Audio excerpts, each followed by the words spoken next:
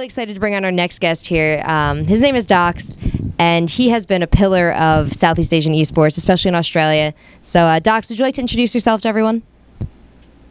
Hey guys, my name is Derek. People generally know me as Dox, or back in the Warcraft 3 and Brood War days, people called me Wolf. I've been working in esports for Australia for about 11 years now, most recently being involved with the Australian qualifiers for the IGN Pro League Season 4 Australian qualifiers in the World Cyber Games for Australia.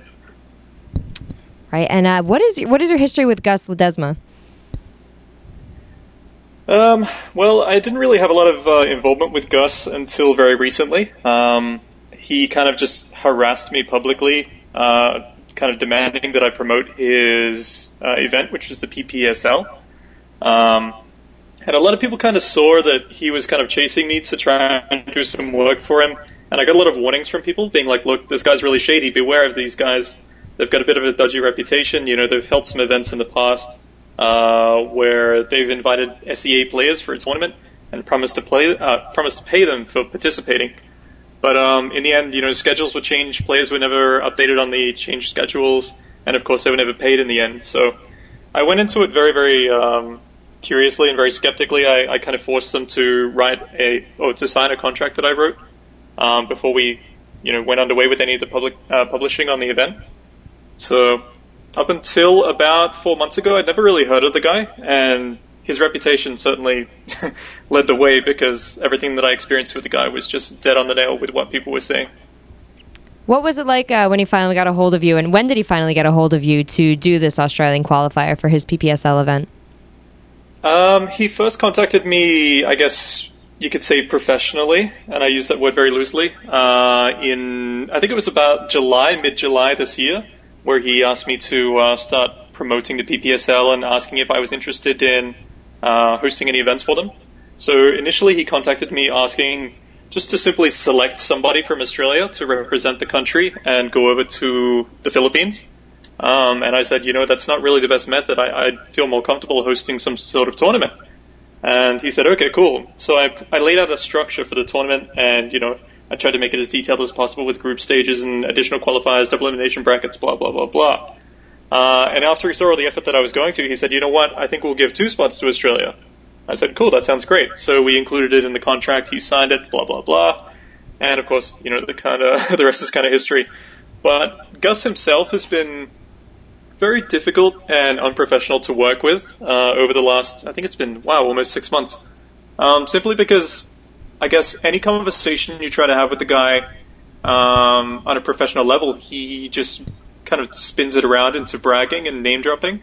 So I try to get some serious details about, you know, costs and where funding is coming from, who the sponsors are, what the dates for the final event is, all that sort of stuff. And he'd just be like, yeah, let's talk about that later. I got Jeliza coming. I got, you know, OGSMC coming and all this sort of stuff. So he was very, very difficult to kind of sit down and talk with. I guess for the entire Australian qualifier, he didn't really communicate with me at all. I just kind of went off and did my own thing and said, look, here's the 2 finalists. You need to fly to Manila. And what were the complications that your Australian players faced with the PPSL? Well, the 2 top players from the qualifying event were Rossi and Targa. Rossi, of course, coming first and Targa coming second. Targa declined his spot at the PPSL finals, or the IGN4 Pacific Regional Qualifiers, I think that's what they were called, because he had university exams at the same time. So obviously the next person in line was YJ to be eligible for that seat. And after numerous discussions with Gus and some of the other AZK guys, he kind of just kept throwing promises out that, yeah, that's fine, we'll send YJ, that's cool. After, I guess, the first conversation, he kind of said, oh, really? We send the 3rd guy? Like, he was a little bit thrown out by, like, this is suddenly something that you're just throwing at me out of nowhere. But after that, he was apparently committed to sending YJ over to Manila, but unfortunately it never happened. Rossi got a flight over there, but YJ was just completely ignored. That is a shame. I would have liked to see him play there. You've been actually maintaining kind of the backbone of this whole thing is your blog. It's been very detailed and very well written and decently researched. So I want to know, how did you decide to maintain this blog from the very beginning? Well, I mean, YJ came out on sc2sca.com with his sort of angle on what had happened, and it was very, very informative to a lot of people because it explained what had happened to him and why he wasn't at the grand finals and all that sort of thing. But I thought people might be interested in seeing some more information from the organization side of things and getting a wider perspective, because a lot of the players were directly interacting with me to try and get information or to try and clarify what was happening. So I just figured it'd be very, very useful to people. And it was kind of something that I thought about as the event was happening over the last few months. I thought, I don't see this turning out very well. I'd better, keep logs of everything that's happening and just kind of keep a record of where things are going and who's been promised what, because this is probably going to turn around to bite us in the end. What have some of the reactions to your blog been? I feel like it was sort of like you and YJ actually put the first line out and you followed it up, and then, people started coming out of the woodwork with complaints and accusations. Have you been, researching these, or has anyone come after you? Generally, the responses have been pretty positive. There's been a few people who have been mistrusting just for the sake of, I guess, internet tinfoil hats. I guess I have to admit that there was a little bit of exaggeration on the part of one of the people I mentioned in my blog, and I will be editing it to reflect this, who is AZK Avoider, otherwise known as Sunny Go, I think his name is, where I mentioned that he was very, very direct and blunt and aggressive.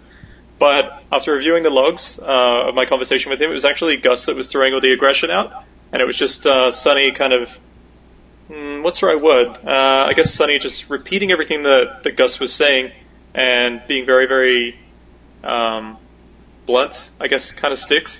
It kind of emulated the effect of him being aggressive, but looking back over the logs, he's actually quite professional about it. So I do owe him an apology for saying that he was aggressive when he wasn't. But I think that's the only real negative thing that's come from the blog. Everyone else has been very supportive about everything that was in there. Well, if I'm going to trust anyone on the success and validity of events, I'm going to turn to you. You actually have quite an extensive history in running events in Australia and esports events. Can you actually fill us in on some of the things you've been involved in, I guess, in the past 10 or 11 years before this qualifier here for PPSL? Oh, wow. It's a pretty extensive list. I originally got involved with the Korean franchise iStar Zone back in 2000 when we were running the first World Cyber Games Challenge. And I came on board as their events director for Brood War, and I ended up working for the company full-time for almost 3 years as I became their national web content manager and just kind of their events coordinator. So throughout 2000 and 2003, I was coordinating the RTS side of the World Cyber Games Australia, and then I left that company but continued to work with the organizations who were running WCG for Australia. So it was like OzGamers, CBN Media, and recently TLS. And during that time, I also got involved with ABIT, who were running a qualifier. I don't know how global this event was, but there was 2 qualifiers. One for Acon 4 and one for Acon 5, which were 2 Warcraft 3 events. One of which was actually, both of them might have been in China, I can't remember. But I hosted those for them. I also got involved with Blizzard in, I think it was 2005 for the first worldwide invitational. It might have been 2004, I can't remember. But that was actually my first time working with Blizzard, and that was fantastic. And since then I've done quite a few more events for them, including the SEA Battle.net Invitational for BlizzCon last year and this year. And on top of that, it's just like a few other smaller events for different organizations in Australia, so nothing global. That is quite an impressive resume. You obviously have the information here on how to run an event. Were you aware at all of, besides Gus's contact with you about the Australian qualifier, were you aware at all about how he was setting up and preparing to run the PPSL? And, did you advise him at all? Do you even know what was going on there? I actually had absolutely no idea what the plan was for the finals. Even up until the day before it was supposed to kick off, I was completely unaware of what the prize structure was, what the bracket system was going to be, if there was going to be group stages or not. What else? The schedule was really sketchy for quite a long time, although I think that is due to IGN's involvement, I've recently discovered. I think IGN asked them to postpone the event since they were sponsoring it. So I guess that makes sense. But yeah, I mean, up until, I mean, even about halfway through day one, I was getting AZK guys telling me that there was like $10,000 worth of prizes being distributed to the top three, and yet I think first place was like $2,000 or something like that. So it was like some really weird miscommunications all over the place. But to answer your other question, Gus never really contacted me or approached me for any sort of advice or even a suggestion, nothing like that. He at one stage did suggest that he would be happy to fly me over there to help out, but I mean, I work full time and it's really difficult for me to take like 2 days off at pretty short notice, especially when I'm flying, you know, internationally. So I kind of declined the offer and just stayed back in Australia. Well, from your seat in Australia, you watched the event go down, and you know, some might say there's any press is good press, even if it's bad press. So, you know, this certainly brought attention to the Philippines esports scene, to Southeast Asia scene. For the better or for the worse, I'm going to leave that up to you to decide. What do you think? How did this PPSL affect Southeast Asia esports culture? You know, at first I was a little bit worried. I mean, esports in Southeast Asia has a lot of potential, and it's been really, really slowly developing in parallel to the rest of the world over the last 10 years. But I really felt that this single hit to our region would kind of deter sponsors from being involved for a very, very long time. And I'm still a little bit worried about that. But I think with the way that the community has kind of banded together on this, that we might actually be able to turn this into a positive thing. Because usually, I mean, in the past, whenever we have a big event, either the organization or the sponsor behind the wheel kind of loses interest, or they create such a mess that the community disintegrates. But in this case, even though there's been a huge mess, the community is still really, I guess you could say, tightly banded because of this. So I think, yeah, there's a good opportunity here for us to capitalize on it, and I just hope that the sponsors don't look too negatively upon this.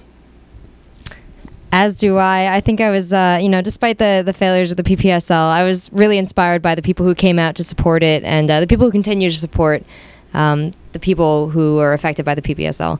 So it's all great things to hear, and I wish the best for Southeast Asian esports. Is there anything you'd like to add to the conversation before we wrap this up?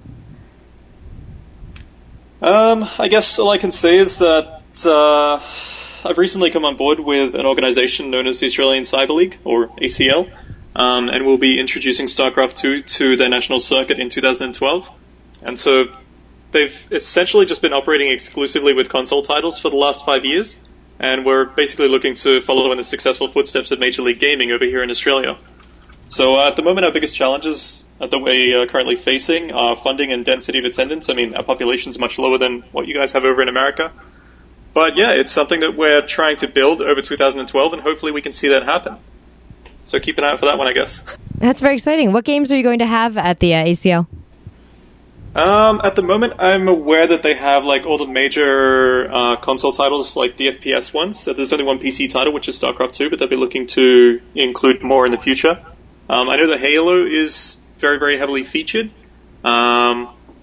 Geez, I don't pay enough attention to the console guys. I think Modern Warfare 3 is in there as well, but yeah, I haven't really paid too much attention to the console side of stuff. I'm just focusing on StarCraft.